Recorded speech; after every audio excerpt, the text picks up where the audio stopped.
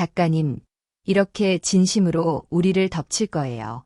예고편에서 금명이가 결혼을 한다고 나오죠. 그런데 이상한 점은 그녀의 남편이 전혀 보이지 않는다는 거예요. 데이트 장면에서도 결혼식장에서도 계속해서 남편의 뒷모습만 보일 뿐입니다. 영범이 역의 이준영 배우와 총섭이 역의 김선우 배우 모두 키가 크고 체형도 날씬하죠. 그 덕분에 예고편만 보고는 누가 누군지 알아보기 어려워요. 사실 헤어스타일까지 바뀌어서 더욱 혼란스럽죠. 어쨌든 둘 중 한 명은 분명히 금명이와 결혼을 하게 될 것 같습니다. 이 작품이 마치 다큐멘터리처럼 세밀하게 그려지고 있어서 이 이야기가 환상이나 꿈 같은 이야기가 아닐 것이라는 느낌을 받습니다. 실제로 벌어지는 일처럼 보여요. 예고편에서 마지막 장면을 보면 금명이가 여전히 혼란스러워하는 모습이 나옵니다. 결혼식장 앞에서 어떤 남자 앞에 앉아 머리를 넘기며 예쁘게 보이려고 하기도 하고 결혼을 하지 않겠다고 소란을 피우기도 해요. 하지만 결혼을 안 하겠다고 말하는 장면은 결코 억지로 결혼을 하려는 표정은 아닌 것 같아요. 결혼식장에 들어갈 때 금명이가 긴장하며 눈물을 흘리는 모습이 나오는데 그럼에도 불구하고 결혼식장 앞에서 웨딩드레스를 입은 그녀의 미소는 그 어떤 분노도 느껴지지 않습니다. 결코 싫어서 결혼하는 것 같지 않죠. 만약 그 결혼이 정말 싫은 결혼이라면 그녀의 표정이 이렇게 나올 리가 없어요.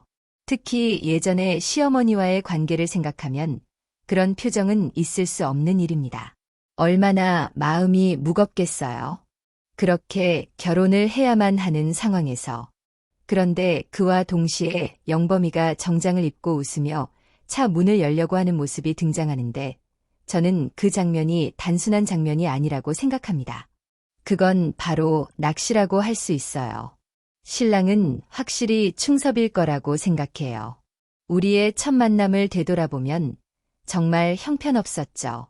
포수에게 쫓기는 두더지처럼 숨고 잡히고 결국 끌려나왔던 그 상황이 얼마나 최악이었는지 알 수 있습니다. 여기서 말하는 우리는 바로 신랑, 내 남편을 의미하는 것 같아요. 우리의 첫 만남이라는 표현을 잘 쓰지 않잖아요. 그리고 이야기는 먼 미래의 내레이션이기에 그만큼 중요한 사람과의 만남을 의미하는 복선이 될 거예요. 금명이와 영범이는 결국 의미 있는 만남을 가질 수 있을 거라고 확신합니다. 예전에 영범이는 금명이에게 결혼식에서 그녀가 웨딩드레스를 입은 모습을 반드시 보게 될 거라고 말했죠. 그런데 결혼식에서 금명이가 행복하게 웃고 있는 모습을 상상할 수 있겠죠. 그 모습을 보고 영범이가 느낄 수 있는 감정은 정말 복잡할 거예요. 금명이가 행복하지 않을까봐 그 행복한 날에 그녀를 울게 할까봐 걱정이 될 겁니다. 그래서 영범이는 차에서 나가지 못하고 차 안에서 몰래 지켜보며 혼자 울게 되는 거죠.